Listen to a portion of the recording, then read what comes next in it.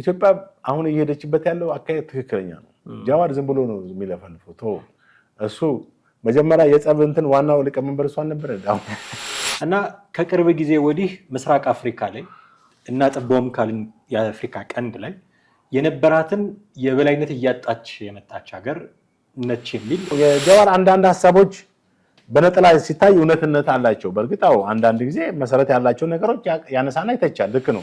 ኢትዮጵያም ደግሞ በበኩሏ መሬት ሰጥታለች ለነ ሐምዳን ዳጋሎ የሚል የካምፕ ስልጠና ማድረጊያ የጦር ካምፕ የሚሆን መሬት ሰጥታለች እየተባለ ይነሳል። በጦርነት እናሸንፋት እንችላለን፣ ግን በጦርነት እናሸንፋታለን ብለን ብንገባ ጦርነት ውስጥ ምናወድመው ኮስት ቀላል አይደለም። ሶማሊያም ሶማሊላንድም ከኢትዮጵያ ጋር ያላቸው ነገር ይታወቃል። ኢትዮጵያ እንደውም ለሶማሊላንድ እውቅና ልትሰጥ ነው የሚሉ ነገሮች ይነሱ እንደነበረ እናስታውሳለን። ከዛ በዚሁ ጋር በተያያዘ ደግሞ ለሶማሊያ ከትላንት ወዲያ የወጡ መረጃዎችን ሰምታ ከሆነ ግብጽ በሺዎች የሚቆጠሩ ተሽከርካሪዎችን የጦር መሳሪያዎችን እንደዚህ ድጋፍ አድርጋላታለች። አሁን እኮ ኢትዮጵያን በጣም አግሬሲቭሊ ሲቃወሙ የነበሩ መሪ አሁን ምን እያሉ ነው? ኢትዮጵያ ወደብ ያስፈልጋታል ብለው በቅርብ አልተናገሩም? ይሄ የዲፕሎማሲ ውጤት ነው።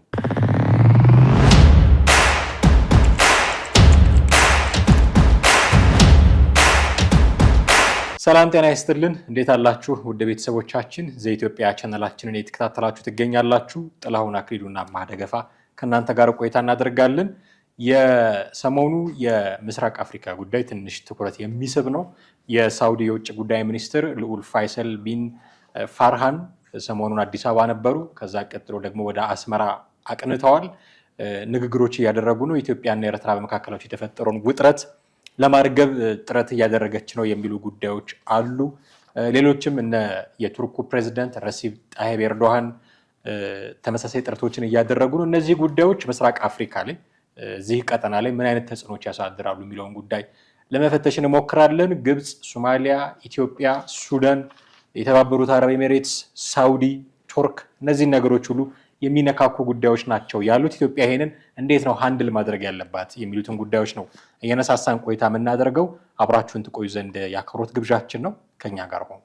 ጥሬ እንዴት አለ? አለው እግዚአብሔር ይመስገን ሰላም ነኝ። እንዴት አለን? በመግቢያ ላይ ለማለት እንደሞከርኩት የሳውዲ የውጭ ጉዳይ ሚኒስትር ልዑል ፋይሰል ቢን ፋርሃን ሰሞኑን አዲስ አበባ ነበሩ። ከጠቅላይ ሚኒስትሩም ጋር ተወያይተዋል። ይፋ የተደረገ ነገር የለም በምን ዙሪያ እንዳወሩ፣ በሁለትዮሽ ግንኙነትና በይበልጥ ደግሞ በቀጠናዊ ጉዳዮች ላይ ንግግር እንዳደረጉ ተሰምቷል። ወዲያው ከኢትዮጵያ እንደወጡ ወደ አስመራ ነው ያቀኑት። እዛም ጉብኝት ነበራቸው። ሁለቱን ሀገራት ለማስማመት ጥረት እያደረጉ እንዳለ ነው ሳውዲዎች የሚሰማው፣ ኢትዮጵያንና ኤርትራን ማለት ነው። ፍሬ ያፈራላቸዋል ወይ እርግጠኛ አይደለሁም። አሁን ካለው ውጥረት መባባስ ተነስተን እንገምት ካልን ፍሬ ያፈራላቸዋል ወይ እርግጠኛ አይደለሁም። ግን የሳውዲ ራሷ እዚህ ምስራቅ አፍሪካ ላይ ያላት ትኩረት ምንድነው ከሚለው መጀመር የምንችል ይመስላል። ትክክል። እንግዲህ የሳውዲው ልዑል ፋይሰል ወደ ኢትዮጵያ መጥተው ከጠቅላይ ሚኒስትሩ ጋር ውይይት አድርጓል። በእርግጥ በውይይቱ አጀንዳ ምን እንደሆነ በይፋ ባይገለጽም አንተ እንዳልከው በሁለቱ ሀገራት መካከል ትብብርን ለማጠናከር ባይላተራል አግሪመንት ነው ያደረጉት። ሁለቱም ሀገራት ፍላጎት ቀጠናዊና ዓለም አቀፋዊ ጉዳዮች ላይ መተባበር በዚህ በሆርን ኦፍ አፍሪካ እና በአጠቃላይ በዓለም አቀፍ ደረጃ ላይ አንድ አይነት ትብብር ለማድረግ ነው እንግዲህ ጠቅላይ ሚኒስትር በዚህ በሶሻል ሚዲያ ገጻቸው ላይ ያሰፈሩት። ይሄ እንግዲህ የባይላተራል ወይም የሁለትዮሽ ግንኙነት ነው የምትለው። ግብፅና ማነው ሳውዲና ኢትዮጵያ ብቻም ሳይሆን የተለያዩ ሀገሮች በአሁኑ ሰዓት ከኢትዮጵያም ጋር ከኤርትራም ጋር ከሶማሌም ጋር ከአፍሪካ ቀንድ ሀገራት ጋር ግንኙነት እያካሄዱ ነው። እነዚህ የመካከለኛ ምስራቅ ሀገራት ማለት ነው። ሳውዲ፣ ኳታር፣ አረብ ኤሚሬት እና ቱርክ ምንድነው ኢንተረስታቸው? ምንድነው ወደፊት ማለት በእነዚህ ሀገራት ጋር ያላቸው ኢትዮጵያና ኤርትራን ለማግባባት ብቻ ነው ወይ? ከዛ ባለፈስ በዘለለስ ሌላ ብሔራዊ ጥቅም የላቸውም ወይ የሚለውን ነገር እንድታነሳ ያደርጋል። አሁን የሳውዲ ልዑል ኢትዮጵያ መጥተው ከጠቅላይ ሚኒስትሩ ጋር ከተገናኙ በኋላ ወደ ኤርትራ ነው እንትን ያሉት አይደለ? ከኤርትራ ፕሬዚዳንት ጋር ይወያያሉ። እንግዲህ እዛም በተመሳሳይ ከኤርትራ ጋር የራሳቸውን ትብብር ወይም አግሪመንት ያደርጋሉ ማለት ነው። ኦን ዘ ዌይ እንግዲህ ማንሳታቸው አይቀርም በኢትዮጵያና በኤርትራ መካከል ያለውን ግንኙነት ለማስተካከል ወይም የሻከረውን ግንኙነት ለማርገብ ማለት ነው። ይሄ እንግዲህ ሁለቱን ሀገሮችን ለማገናኘት ብቻ ነው የምትለው አይደለም። ምክንያቱም ሳውዲም የራሷ ኢንተረስት አላት በዚህ በአፍሪካ ቀንድ ላይ። ከዚህ በፊትም በተደጋጋሚ ያነሳ ነው ጉዳይ ነው። እንግዲህ እዚህ ከቀይ ባህር ጋር በተያያዘ ብዙ ሀገሮች የመካከለኛው ምስራቅ አረብ ሀገራት ብቻም ሳይሆን ትላልቅ ሀያላን ሀገራቶችም ዛሬ ጦር ቤዝ አድርገው ሰፍረዋል። በዛ ጦራቸውን ዲፕሎይ አድርገዋል። ይሄም ከቀይ ባህር የሚያገኙትን ትርፍ ማለትም አንደኛ ኢኮኖሚ ትርፍ ብቻም ሳይሆን የብሔራዊ ጥቅማቸውን፣ የደህንነት ጉዳይ፣ ሌሎች ተያያዙ ነገሮችን ከስትራቴጂ አንጻር በማሰብ ነው። በይበልጥም በዛ ቦታ ላይ ጎልቶ መታየት ማለት ብዙ ጥቅም አለው። አንደኛ ከፍተኛ የንግድ መስመር ነው የቀይ ባህር መስመር። ብዙ መርከቦች የሚመላለሱበት ኤሪያ ነው። በዚህ ውስጥ ጠንካራ ሆኖ ለመታየት ደግሞ ጠንካራ ወታደራዊ ኃይል እዛ መኖር አለበት። ለዚህ ነው ብዙ ሀገራቶች ትኩረታቸው ቀይ ባህር ላይ ያደረጉት ማለት ነው። አሁን እንግዲህ ሀገራቶች በዚህ የምስራቅ አፍሪካ ሀገራቶች አፍሪካ ቀንድ ሀገራቶች ማለትም ኢትዮጵያ፣ ኤርትራ፣ ሱዳን፣ ሶማሊያና ጅቡቲ መሳሰሉት ላይ ነው ግንኙነት እያደረጉ ያሉት። እነዚህም ሀገራቶች የራሳቸውን እንቅስቃሴ ያደረጉ ነው። ዝም ብሎ ብቻ መቀበል ብቻ አይደለም የሚመጣው። ኢትዮጵያም ራሷ ከሳውዲ እና ከሶማሊያ ጋር ግንኙነት ያደረገች ነው። ለምሳሌ የውጭ ጉዳይ ሚኒስትሩ ዶክተር ጢሞቴዎስ ባለፈው ሳምንት ነው መቼ ከሳውዲው ከመጡት ጋር ሄደው ግንኙነት አድርገዋል። በሳውዲ እና በኢትዮጵያ መካከል የተጠናከረ ግንኙነት ማድረግ ማለት ነው። እንደገና ከሶማሌም ጋር በተመሳሳይ ወደዛ ሄደው ከፕሬዚዳንት ሼህ መሐመድ ሐሰን መሐመድ ነው ጋር ግንኙነት እንዳደረጉ ነው። እንግዲህ ይህም የፖለቲካ የቀጠናዊ ግንኙነትን የማጠናከር ሁኔታ ነው። ኤርትራን በተመለከተ ደግሞ ኤርትራ ከሳውዲ ከሱዳንና ከግብፅ ጋር ተደጋጋሚ ግንኙነት እያደረገች ነው። ከግብፅ ጋር ካለፉት ታህሳስ 2018 ወደዚህ ከነዚህ ሀገራት 2-3 ጊዜ ግንኙነት አድርጋለች። እንደሚታወቀው ግብፅ ባለፈው ዓመት መሰለኝ ሶማሊያና ኤርትራን አንድ ላይ በመሆን አልሲሲ ፕሬዚዳንት ሐሰን ሼህ መሐመድ እና ኢሳያስ ሶስቱ ጸረ ኢትዮጵያ የሆነ ወታደራዊ አንድነትን አሳይተዋል አይደል እንዴ? አሁን ደግሞ ኤርትራ በራሱ አካሄድ በግብፅን ሱዳንና ሳውዲ ጋር ግንኙነት ማድረጓን ትመለከታለህ። እንደገና ደግሞ ቱርክን ብትወስዳት ቱርክም ከነዚህ ሀገሮች ጋር ፉክክር ውስጥ ነች ያለችው። በቀጠናው በዚህ በሆርን ኦፍ አፍሪካ ላይ የፖለቲካ የበላይነት ለማግኘት ከሳውዲ ጋር ከግብፅና ከሳውዲ ጋር ባለፈው ሳምንት አካሄዳለች። አሁን የግብፅ መሪ ፕሬዚዳንት ጣይብ ኤርዶጋን በሚቀጥለው ሳምንት መሰለኝ ኢትዮጵያ ከዚህ ከአፍሪካ ህብረት ስብሰባ በኋላ ኢትዮጵያና ዩናይትድ አረብ ኤሚሬትስን ይጎበኛሉ። የተለያዩ አፍሪካ ሀገሮችን ይጎበኛሉ መሰለኝ። አዎ፣ ግን ያው ከጉዳያችን ጋር የሚገናኘው የተባበሩት መንግስት አረብ ኤሚሬትና ኢትዮጵያን ነው። አሁን የተባበሩት አረብ ኤሚሬትስም አገር የሚባለው ይሄ ዩናይትድ አረብ ኤሚሬት እሱም የራሱ ኢንተረስት ያለው ሀገር ነው። ለምሳሌ የተባበሩት አረብ ኤሚሬት ከሶማሌም ጋር ከወደብ ጋር ከንግድ ጋር በመከላከያ ዙሪያ አንድ አይነት ስምምነት አድርጎ ነበር። ሶማሌ መንግስት ያንን አፍርሶ ከሳውዲ አረቢያ ጋር ነው ግንኙነት የፈጠረው፣ ከወታደራዊ ትብብሩ ነው የፈጠረው። ለምን የሚለው እንግዲህ ራሱ እንትን ነው። እንደገና ደግሞ የሶማሌው ፕሬዚዳንት ደግሞ ግብፅ በቅርቡ ሄደዋል እና ምልህ አንዱ ወደዛ አንዱ ወደዚህ የሄደ የሚፈጥራቸው ሁኔታዎችን አጠቃላይ ስትመለከት በአንደኛ ደረጃ የናሽናል ኢንትረስት ነው፣ ብሔራዊ ጥቅምን ማስጠበቅ ነው። እንደው ብሔራዊ ጥቅም የሚባለው ነገር ምንድን ነው የሚለውን እዚህ አንድ ያዘጋጀሁት እንትን አለ። ብሔራዊ ጥቅም ሲባል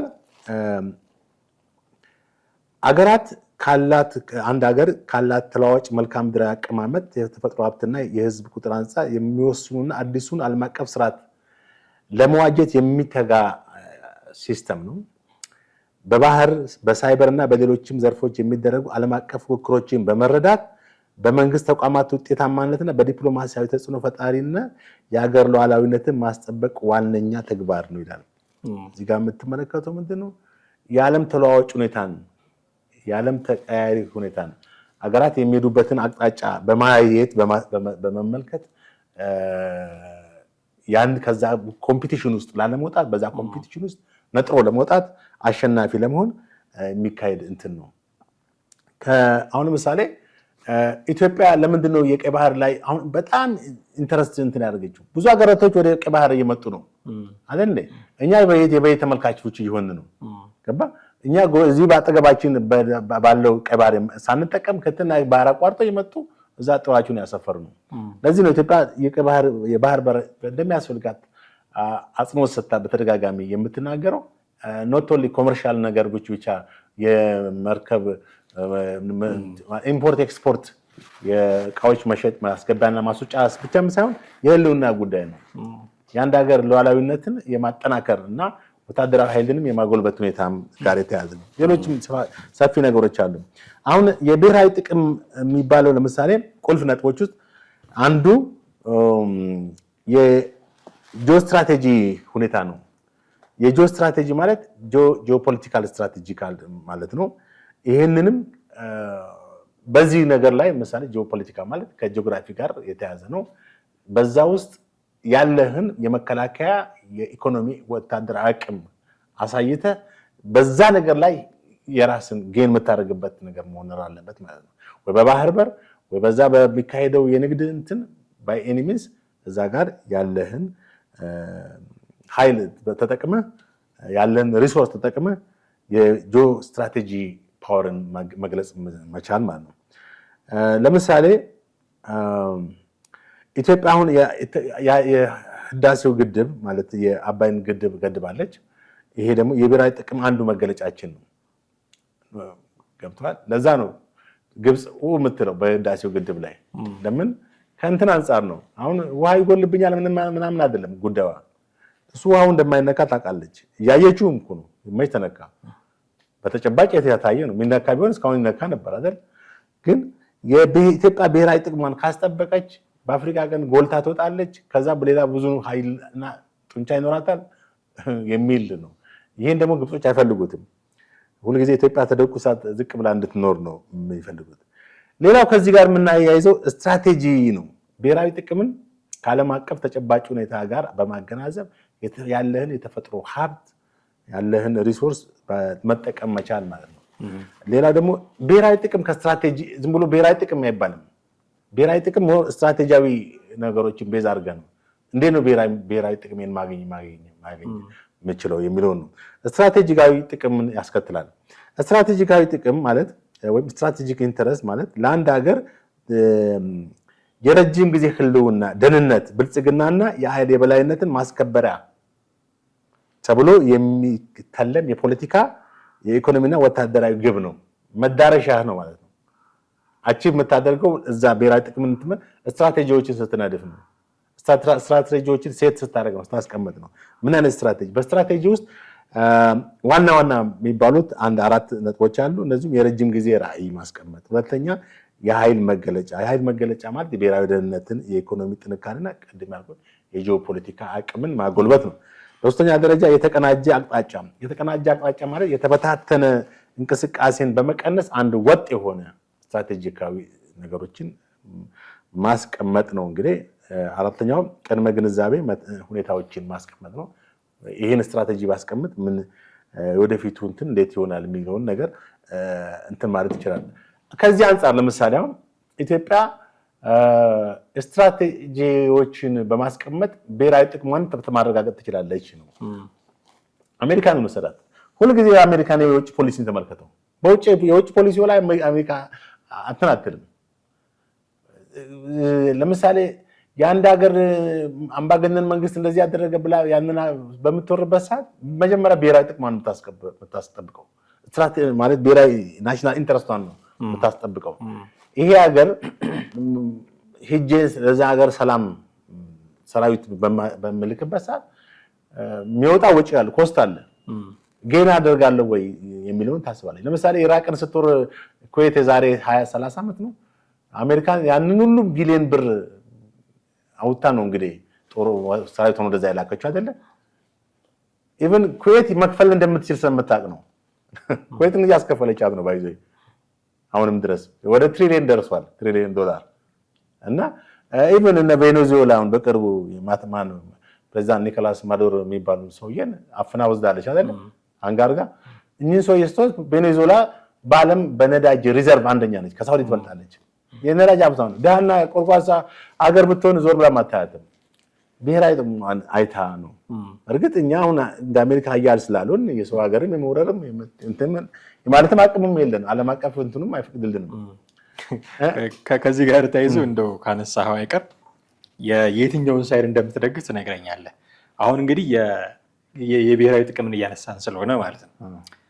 የእኛ ቀጠና እንደውም ሞት ያንዣበበበት ቀጠና ነው የሚሉት ፕሮፌሰር መስፍን ወልደማርያም፣ አደጋ ያንዣበበበት ቀጠና እንዲሁ መጽሐፍም አላቸው። እንዲህ አይነት ስጋቶች ያንዣበቡበት ቀጠና እንደሆነ ይታወቃል። በቅርቡ እስራኤል ለሶማሌላንድ እውቅና ሰጥታለች። ይህንን እውቅና የማትደግፍ ሶማሊያ አለች። ሶማሊያም ሶማሌላንድም ከኢትዮጵያ ጋር ያላቸው ነገር ይታወቃል። ኢትዮጵያ እንደውም ለሶማሌላንድ እውቅና ልትሰጥ ነው የሚሉ ነገሮች ይነሱ እንደነበረ እናስታውሳለን። ከዛ በዚሁ ጋር በተያያዘ ደግሞ ለሶማሊያ ከትላንት ወዲያ የወጡ መረጃዎችን ሰምተህ ከሆነ ግብፅ በሺዎች የሚቆጠሩ ተሽከርካሪዎችን፣ የጦር መሳሪያዎችን እንደዚህ ድጋፍ አድርጋላታለች። እንደገና ቅድም አንተ እንዳነሳው ኢሳያስ አፈወርቂ ከሶማሊያው ፕሬዚዳንትና ከግብፁ ፕሬዚዳንት ጋር ተገናኝተው የሚያደርጓቸው ነገሮች አሉ። ይሄ ደግሞ የእኛን ናሽናል ኢንተረስት ይጎዳል በሚል የራሳቸውን ናሽናል ኢንተረስት ለማስጠበቅ ፍላጎት ያላቸው የባህረ ሰላጤው ደግሞ ሀገራት አሉ። የመካከለኛው ምስራቅ ሀገራት አሉ። ኢቭን አውሮፓ ውስጥ ያሉ ሀገራት ለምሳሌ ቱርክን መውሰድ እንችላለን። እና እዚህ ቀጠና ላይ የራሳቸውን ናሽናል ኢንተረስት ማስከበር የሚፈልጉ እንደነ ሳውዲ፣ እንደነ ዩናይትድ አረብ ኤሚሬትስ የመሳሰሉ ሀገራትም ጭምር አሉ። ቅድም መነሻ ያደረግነው የልዑል ፋይሰል ቢን ፋርሃን ጉብኝትም አንዱ የዚህ አካል ነው ተብሎ ነው የሚወሳው። እና እንደውም እነ ዩናይትድ አረብ ኤሚሬትስ የሱዳን ግጭት ውስጥ ራሱ ከፍተኛ ጣልቃ ገብነት አላቸው እና አርኤስኤፍን ያስታጥቃሉ የሚል ነገር ይነሳል። ኢትዮጵያም ደግሞ በበኩሏ መሬት ሰጥታለች ለነ ሐምዳን ዳጋሎ የሚል የካምፕ ስልጠና ማድረጊያ የጦር ካምፕ የሚሆን መሬት ሰጥታለች እየተባለ ይነሳል። ይህንን ሁሉ ቀውስ እንደው በሱዳን እንኳን ቀንብበን ብናየው ኢትዮጵያ እንዴት ነው አንድ ለማድረግ ያለባት የሚል ሙግት ተነስቷል። አሁን በአቶ ጌታቸው ረዳና በጀዋር መሐመድ በኩል አቶ ጌታቸው ረዳ ይሄ ናሽናል ኢንተረስት መከበር አለበት፣ የሱዳን ግጭት ውስጥ ኢቨን ጣልቃ መግባት ካለብን ጣልቃ እስከ መግባት መድረስ አለብን የሚል አቋም አላቸው። እነ ጀዋር መሐመድ ደግሞ የለም ከጎረቤቶቻችን ጋር መቃቃር የለብንም፣ ዲፕሎማሲያችንን ማጠንከር፣ የውስጥ ሰላማችንን ማረጋገጥ፣ ከዛ በዲፕሎማሲው ረገድ መንቀሳቀስ ነው የሚያስፈልገው። ይሄ አሁን የያዝነው አቋም እነ ግብፅን ያስቆጣና እንደገና ደግሞ ለነሱ ሌላ እርምጃ እንዲወስዱ የሚያነሳሳ ነው ይላል። የአቶ ጌታቸው ረዳን እዛ ገብቶ የራሳችንን አሻራ ማስቀመጥ የሚለውን ነው የምትወስደው ወይስ እንደው በዲፕሎማሲው ብቻ ጥረት እናደርግ የሚለውን የጀዋርን ነው የምትወስደው? አሁን የጀዋርን ሰላማዊ አካሄድ ሰላማዊ መሆኑ በአንድ በኩል ጀዋርን ጥሩ ነው፣ መልካም ነው። ድሮ የነበረው የጠብጫሪነት ወይም በኃይል ነገሮች እንዲቀየሩ መፈለግና አሁን ደግሞ ወደ ዲፕሎማሲ መግባቱ በአንድ በኩል ጥሩ ነው። ግን አሁን ባለው ተጨባጭ ዓለም ሁኔታ ቅድም እንደጠቀስኩት የብሔራዊ ጥቅምን ለማስከበር የዓለም ሁኔታ ተቀይሯል። የዓለም የዲፕሎማሲ ሁኔታ ተቀይሯል። ብሔራዊ ጥቅምን ለማስጠበቅ አሁን አሜሪካን ቅድም ጠቅሼልሃለሁ። ይሄ ሰውዬ የቬኔዙዌላው መሪ ናርኮ ቴሮሪዝም ነው የሚያስፋፋው ነው ያሉት እነሱ። ህገወጥ የሆነ የአደንዛዥ ዝውውርን በማስፋፋት ወደ አሜሪካም እንዲገባ ያደርጋል። ብዙ ነገሮች ጠቅሰውታል። እና እነሱ እንግዲህ ያው በህጋዊ አይደለም ቢሆንም ግን ለነሱ ኖርማል ነው ያደረጉት ብሔራዊ ጥቅማቸውን በማሰብ። እኛ ወደዛ ደረጃ ባንደርስም ሌሎች ነገሮችን ማድረግ እንችላለን። አንደኛ የዓለም ተጨባጭ ሁኔታ ተቀይሯል። የዲፕሎማሲ ሁኔታ ተቀይሯል። ዝም ብለህ የምትቀመጥበት ታይም አይደለም። የፕሮአክቲቭ እና ሪአክቲቭ ሜካኒዝም አለ። ፕሮአክቲቭ ማለት አደጋ ከመምጣቱ በፊት እርምጃ መውሰድ ነው። ሪአክቲቭ ማለት አደጋው ከተከሰተ በኋላ አደጋውን ለመከላከል መሄድ ነው። አየህ አሁን ኢትዮጵያ እያደረገች ያለው እንትን ከሪአክቲቭ ወደ ፕሮአክቲቭነት ተቀይሯል። ገና እስኪመጣ ድረስ መጠበቅ የለብህም። በቃ አንድ ጠላት ነው ብለህ ካሰብክ አንዳንድ ጊዜ እስራኤል የምትከተለው ደግሞ አለ ፕሪምቲቭ ስትራይክ፣ ጠላትን ቀድመ ምታው። እኛ ቀድሞ ምታት ሳይሆን ቀድሞ ዲፕሎማሲ ኃይላችንን ተጠቅመን ያንን ነገር ማድረግ ነው። ቅድም የብሔራዊ ጥቅም እንትን ላይ አንዱ የታደሰ ቁመና ሪሳይለንት ስታንስ ይላል። አሮጌውን ስርዓት በማዘመን ተቋማዊ አቅምን በማጎልበት ዘመናዊ ዲፕሎማሲያዊ ስልቶችን መጠቀም ነው። ዘመናዊ ዲፕሎማሲያዊ ስልቶች አሁን የዛሬ 50 ዓመት የነበረውን 40 ዓመት የነበረውን ዲፕሎማሲ በአሁኑ ሰዓት ተገብራለሁ ብትል ወደ ኋላ ነው የምትጎተተው። ፈጣንና እንትን ማድረግ አለብህ። ኢትዮጵያ አሁን ከሶማሌ ጋር ዲፕሎማሲ ሶማሌ ምን ያክል ተዘጋጅታ እንደነበር አይተሃል። እንግዲህ ከግብጽ ጋር አብራ በርግጥ በጦርነት እናሸንፋት እንችላለን፣ ግን በጦርነት እናሸንፋታለን ብለን ብንገባ ጦርነት ውስጥ የምናወድመው ኮስት ቀላል አይደለም። በአሁኑ ወቅት በጦርነት የሚወጣው የኢኮኖሚ እንትን አስብ፣ የሰብአዊ ቀውስም የሚያስከትለውን የሰው ጉዳት አስብ፣ የሚሞተውን ሰው አስብ። በትግራይ ጦርነት ምን ያህል ሰው ነው ያለቀው? አሁን ከሶማሊያ ጋር ብናካሄድ ብዙ ቢሊዮን ብሮች ይወጣሉ፣ ብዙ ሰዎች ይሞታሉ። ይሄን ማሰብ የሚያስፈልገው። ስለዚህ ኢትዮጵያ ዲፕሎማሲያዋን አጠናክራ በርግጥ የቱርክ መሪ ናቸው ኤርዶጋን ሁለቱን ሀገሮች ያስማሙ፣ ግን ኢትዮጵያ ለዚህ ዝግጁ ሆና ከሶማሊያ ጋር ሰላም ፈጥራለች። ያው ሶማሌ ከኢትዮጵያ ጋር ቅራኔ የፈጠረችው በሶማሌላንድ መግባቢያ ስምምነት ወደቡን ለመጠቀም በሚል በፈጠረችው ግንኙነት በማለት በመቃወም ነው እና ሶማሌ ጋር ጠቅላይ ሚኒስትር ወደዛ ሄደው መሄዳቸውም ነገሮችን አለዘቡ። ሼህ መሐመድ ሐሰን መጀመሪያ ይሉት የነበረው ቋንቋና አሁን አንድ ነው እንዴ? አሁን እኮ ኢትዮጵያን በጣም አግሬሲቭሊ ሲቃወሙ የነበሩ መሪ አሁን ምን እያሉ ነው? ኢትዮጵያ ወደብ ያስፈልጋታል ብለው በቅርብ አልተናገሩም እንዴ? ይሄ የዲፕሎማሲ ውጤት ነው። አየህ፣ አሁን በቅርቡ ደግሞ ዶክተር ጌዲዮን ጢሞቴዎስ ወደዛ ሄደዋል አይደል? ይሄም አንዱ ነገሮችን የሚያለዝበት ሁኔታ ነው። ስለዚህ በተቻለ መጠን አንደኛ ሰላማዊ ዲፕሎማሲን መጠቀም ወሳኝ ነው። አንዳንዴ ደግሞ ጠንከር ብሎ ቆፍጠን ብሎ ከቃላት እንትን አንጻርም ራሱ ጫና ማድረግ አስፈላጊ ነው። የግድ ወደ ጦርነት ንግባ ማለት ሳይሆን ጫና ማድረግ አስፈላጊ ነው። በዚህ አንጻር አቶ ጌታቸው ረዳ ለጀዋር የጻፉት ደብዳቤ አለ። ብሔራዊ ጥቅሞችና በመንግስት ፖሊስ መካከል ያለውን ልዩነት መለየት እንዳለበት ነው የጠቀሰው። ያው ማነው ስሙ ጀዋር አክቲቪስት ጀዋር ጠቅላይ ሚኒስትሩን በጣም በሰላ ሁኔታ ነው የሚተቸው። እሱ የራሱ እንትን ነው መብቱ ነው። ግን እዚህ ጋር አቶ ጌታቸው ያስቀመጡት ነጥብ አለ። ብሔራዊ ጥቅምን ከዚህ ከግለሰብ ወይም ከጠቅላይ ሚኒስትሩ ጋር ማገናኘት እንደሌለበት ወይም ከፓርቲው ጋር ማገናኘት እንደሌለበት። ምክንያቱም ብሔራዊ ጥቅም ዘላቂ ነው። የመንግስት ምናልባት እንግዲህ ሊወርድ ይችላል በዚህኛው ምርጫ ወይም በሌላው ምርጫ፣ ግን አገሪቷ ትቀጥላለች፣ ትውልድ ይቀጥላል። በዛን ጊዜ ብሔራዊ ጥቅማችን አብሮ ነው የሚቀጥለው። ስለዚህ ገዢው ፓርቲ መጥላትና ከሀገር ወይም ከብሔራዊ ጥቅም መካከል ያለውን ልዩነት ከመለየት ነፃ አያደርግም ይላል። ማለት ሁለቱን እያደበላለቀ ነው እየተናገረ ያለው ጀዋር። ይህንን አንስቶ ነው አቶ ጌታቸው የተቹት። የጀዋር አንዳንድ ሀሳቦች በነጠላ ሲታይ እውነትነት አላቸው። በእርግጣው አንዳንድ ጊዜ መሰረት ያላቸው ነገሮች ያነሳና ይተቻል። ልክ ነው፣ ትቀበለዋለህ፣ ፖዚቲቭሊ አክሰፕት አድርገዋለህ። ነገር ግን አንዳንዴ ሁሉንም ነገር ከአብይ ጋር የሚያገናኝባቸው ነገሮች አሉ። የሆነ ነገር ከወደቀ ዛፉም ይውደቅ ቤቱም ይውደቅ ጠቅላይ ሚኒስትሩ ናቸው የጣሉት። ብዙ ሰዎችም ከዚህ አንጻር ሁሉ ጊዜ ተጠያቂ ያው በእርግጥ ጠቅላይ ሚኒስትሩ የሀገሪቱ መሪ እንደመሆናቸው በብዙ ነገር ተጠያቂ ናቸው። ግን ለወደቀው ዛፍና ለነፈሰው ንፋስ ሁሉ ንፋሱን ያመጣ አብይ ነው ብለህ የምትፈርጀው ነገር አይደለም። እንደ ሀገር ምልህ ሀገር ነው፣ አንድ ፖለቲካ ሲስተም አለው። ሀገሪቷ የምትመራው በፖለቲካ መዋቅር ውስጥ ያለ አንድ ገዢ ፓርቲ አለ። ከላይ እስከታች ሰንሰለት ያለው እንትኖች አሉ። ስለዚህ ሌሎቹ አይጠየቁም ማለት ያልክ ነው እኮ። እሱ ብቻ ነው አብይ ብቻ ነው የሚጠየቅ ማለት ሌሎቹ በአመራር ላይ ያሉ ሰዎች አይጠየቁም ማለት አትችልም።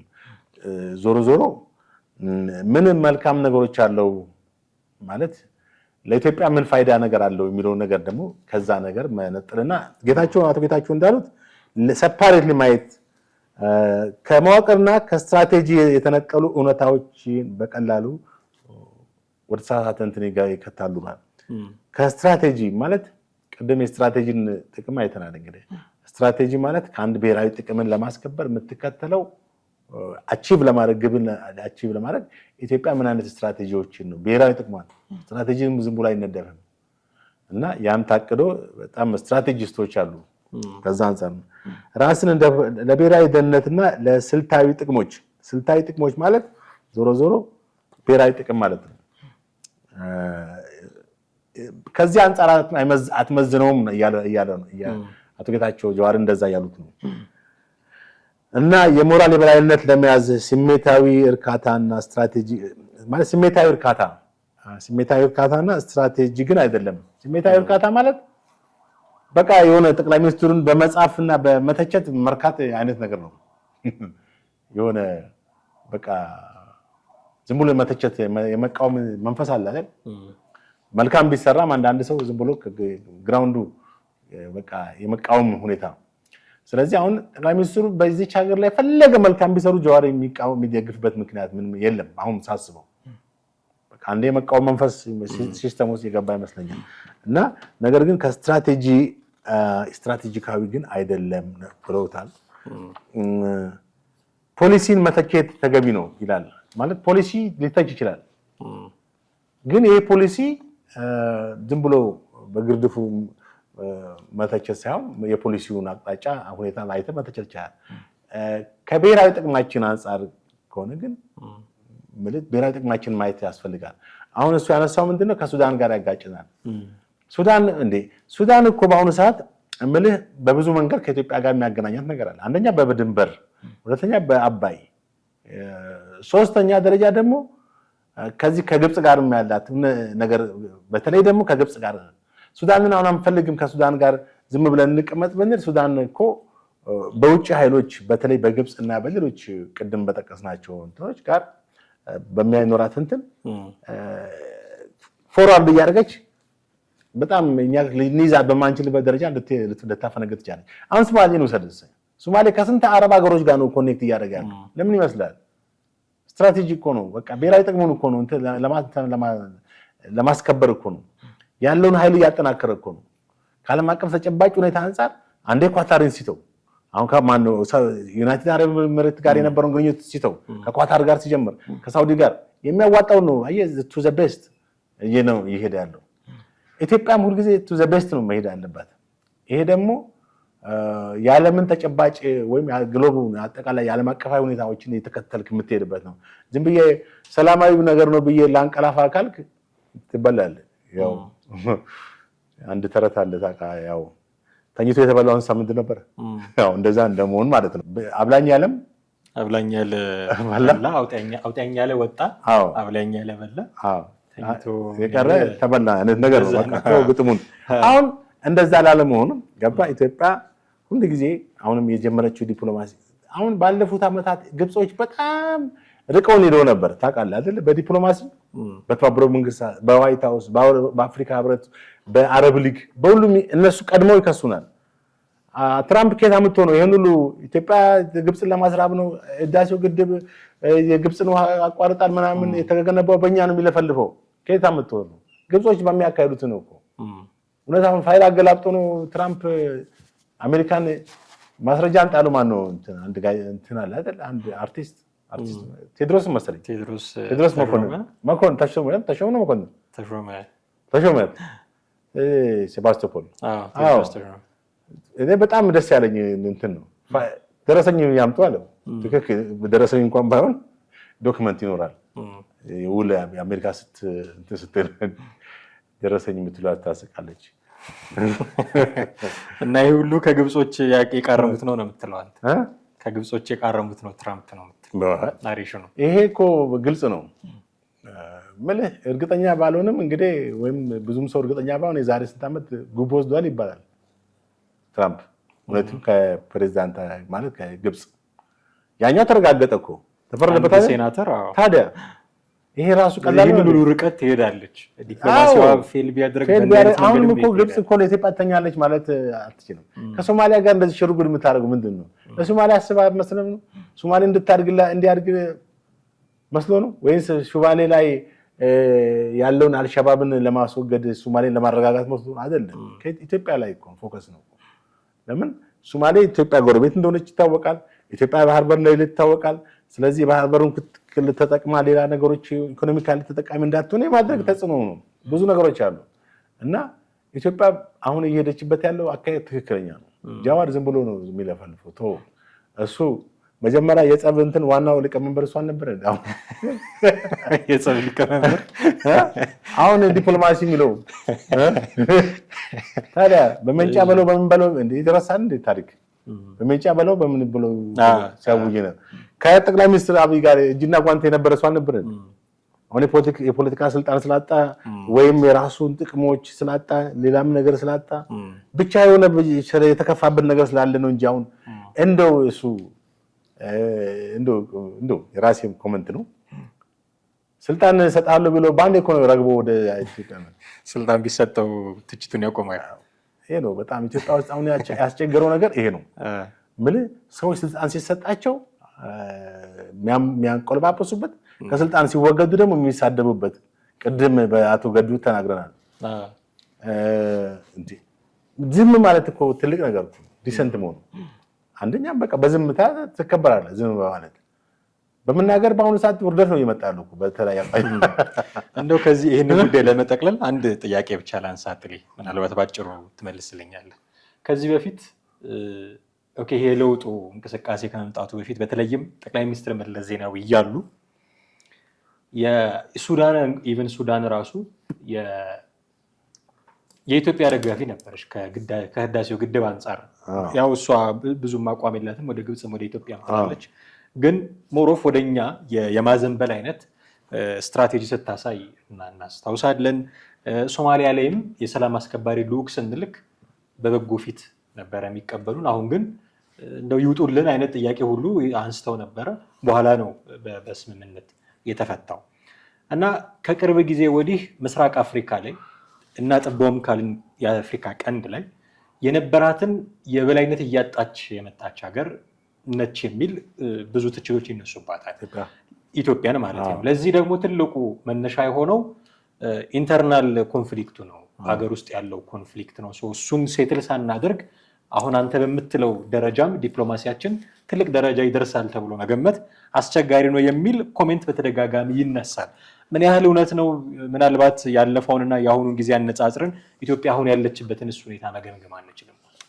ታሪክ እንግዲህ ወደኋላ መልሰን ስንመለከተው በመንግስትን መቃወም እና መንግስትን በሰላማዊ ትግልም ከስልጣን ለማስወገድም ሆነ በወታደራዊ እንትን የራሱ ሰዎች የራሳቸው እንትን ነው ኢንትረስት ነው።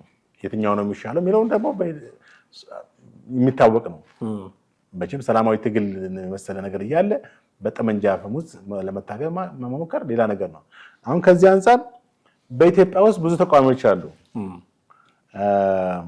በታሪክም ኢትዮጵያ ችግር ውስጥ በገባችበት ወቅት ከጠላት ጋር አብረው የታገሉ ሰዎች አሉ፣ የተዋጉ ሰዎች አሉ። ወያኔ ከኢትዮ ሶማሌ ጦርነት 1969 ከእንትን ጋር አብሮ ነበር፣ ከሶማሌ ጦርነት ኢቭን ኢያፓ የሚባለው ፓርቲም አብሮ ነበር ይባላል።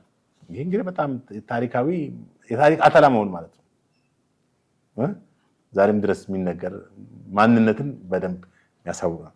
ስለዚህ ኢትዮጵያ አሁንም ዘላቂ ማለት ብሔራዊ ጥቅሟን የማስከበሯ ሁኔታ እና ኢትዮጵያ መንግስት ይለያያሉ አይደል? እንትን ያነሳው ሐሳቤ ነው። ጌታቸው ያነሳው ሐሳቤ ነው። አዎ የኢትዮጵያ መንግስት ይመጣል ይሄዳል። ባለፉት 30 ዓመታት 40 ዓመታት 3 መንግስታት መጥቷል። አሁንም ይሄ መንግስት ምን ያክል ስልጣን ላይ ይቆያል የሚለው አይዶን ነው፣ እግዚአብሔር ነው የሚያውቀው። ግን የሆነ ጊዜ መሄዱ ኢትዮጵያ ግዳሴ ግድቡን ይዞ አይደለም፣ የጀመሩ ዲፕሎማሲዎችን ተሸክሞ አይደለም፣ ምንም ይዞ የሚሄደው ነገር የለም አይደል እንዴ? ኢትዮጵያ ያስቀመጠቻቸውን የውጭ ፖሊሲዎች ምናምን ተሸክሞ ምንም ይዞ ሌላ አይችልም። እና ግን ይሄ የተጀመሩ ነገሮች ለቀጣይ ለሀገሪቷ ጥቅም ወሳኝ ናቸው። በውጭ ፖሊሲዋ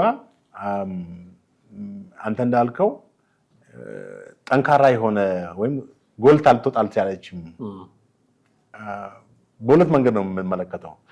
አንደኛ አንተ ያልከው የውስጥ ችግራችንን ነው። የውስጥ ችግራችን ማለት በሀገር ውስጥም አሁን ከጦርነት የተገላገልነው ነው። ጠቅላይ ሚኒስትሩ ወደ ስልጣን እንደመጡ ምናልባት 1 ዓመት ወይም 2 ዓመት ነው ያረፍነው። ከዛ በኋላ የሰሜኑ ጦርነት ተነሳ ከወያኔ ጋር፣ እሱም ትንሽ ተገላገል ነው። እንደገና ደግሞ የፋኖ ጦርነት ከፋኖ ጋር የሚካሄድ ጦርነት ተነሳ። ከሰሜኑ ጦርነትን በፊት ግን ከሸኔ ጋር የሚደረገው የሸኔው ደግሞ መቼ ቆማ ረዘም ያለ ጊዜ የሸኔው ደግሞ ለ10 ዓመት 8 ዓመት በለው ጠቅላይ ሚኒስትሩ ከመጡ ጀምሮ አልቆመም እና እንደገባ ነው ብቻ አጠቃላይ ጦርነት የጀመረው ከውጭ እንደገባ ሸኔ ነው ጀመረው እና ይሄ ሁሉ የራሱ ተጽዕኖ አለው። በሁለተኛ ደረጃ ኢትዮጵያ ተጽዕኖ ፈጣሪ እንዳትሆን ወይም ጎልታ እንዳትወጣ ጠንካራ እንዳትሆን የሚያደርገው የውጭ ኃይሎች አሉ የማይፈልጉ ኢቭን ግብጽ ብቻ አይደለም። ግብጽ የታወቀ ነው ማንም የሚክረው አይደለም። እነ ሳዑዲ የኛን መጉላት ይፈልጋሉ ወይ የሚለው እንደመታያለ ገባ ዲፕሎማሲያዊ ግንኙነት ስላልኩ አይደለም። ቅድም ብያለሁ ዲፕሎማሲው ከኖርማል ዲፕሎማሲ አይደለም። የብሔራዊ ጥቅማቸውን እነሱም ይፈልጉታል እንጂ የጽድቅ ስራ አይደለም። ማንም የጽድቅ ስራ የሚሰራ መንግስት የለም። ፖለቲካ መሪዎችም ለጽድቅ አይደለም ሀገር የሚመሩት እንጸድቃለን ብለው አይደለም ወይም ያጸድቀናል ብለው አይደለም። መጽደቅ ሌላ ጉዳይ ነው አይደል እንዴ? መጽደቅ የፈለገ ሰው የፖለቲካ መሪ አይደለም የሚሆነው። እና እነ ሳውዲና እነ ቱርክ እነ ዩናይትድ አረብ ኤሚሬት እና ኳታር እነ ሳውዲ የመሳሰሉት ሀገራቶች ከአፍሪካ ቀንድ ውጭ ያሉት ምንም የማይመለከታቸው እኛ ብንባላ ብንጣላ አፍሪካ ቀንድ ያለን ሀገሮች እነሱ ጥቅማቸውን ነው የሚፈልጉት። በእኛ መጣላትም ሊጎዱ ይችላሉ። ምክንያቱም ቀጠናው ከተተራመሰ ግጭቱ ወደ እነሱ ወደ አካባቢውን ሰላም ሊያደፈርስ ይችላል። የሽብርተኞች መንቀሳቀስ የሚፈጠርበት ሁኔታ ሊኖር አየህ ለምሳሌ ግጭት ሲኖር እኮ ሽብርተኞች ጥሩ አጋጣሚ ይፈጠርላቸዋል። እና የውጭ ኃይሎች ቅድም እንዳልኩ በመጀመሪያ ደረጃ ግብጽ፣ በሁለተኛ ደረጃ ሌሎቹም የጎሉ ተቃዋሚዎች አይደሉም። እነ ሳውዲ ጠላቶቻችን አይደሉም። በርግጥ ዩናይትድ አረብ ጠላታችን አይደለም። ግን መቶ ወዳጃችን ናቸው ብለህ ደግሞ ማለት አትችልም። ይሄን በሳል በሆነ የፖለቲካ እይታ ነው ነገሮችን የምትቃኘውና የፖለቲካ ፖሊሲዎችንም የውጭ ፖሊሲዎችንም የምታስኬደው። ዲፕሎማሲያችን ቀድሞ እንደነበረው ብንሄድ የዘገመ የቀርፋፋ ፖለቲካ የትም አንደርስም። ሁሉ ጊዜ ተቀባይ አጀንዳ ግብጾች ምንድነው አጀንዳ ነው የሚፈጥሩልን። ሁሉ ጊዜ አጀንዳ ለዛ አጀንዳ ነው ምላሽ የምንሰጠው። አጀንዳ አንፈጥርም። አሁን አጀንዳ መፍጠር ጀመር። ህዳሴው ግድብ አጀንዳ ነው። በቃ ጨረስነው። ሪአክቲቭ ሳትሆን ፕሮአክቲቭ ሆነናል። ህዳሴው ግድብ ቀይ ባህርን እንፈልጋለን አጀንዳ ነው። የባህር በር ይኖረናል አጀንዳ ፈጠርን ማለት ነው። ሁሌ አጀንዳ ተቀባይ ነበርን። የሆነ ነገር ስብሰባ ነው ሲባል ዓለም አቀፍ ተባባሪ መንግስታት መሄድ ነው። ሄደን ለዛ ምላሽ ነው የምንሰጠው። አሁን ግን እኛ ለምናቀርበው ነው ምላሽ የሚሰጡት። ይሄ ለውጥ ነው። እና ዲፕሎማሲ ማለት አሁን እኔ ቅድም ያልከው ነገር አልተዳከመችም። ኢትዮጵያ እየጠነከረች ነው። ራክማ ነበረ ምን አሁን በተለያዩ ነገሮች እንትን ብላለች። ቢሆንም ግን በተቻለ መጠን ከዓለም አቀፍ ተጨባጭ ሁኔታ ጋር እየሄደች ነው።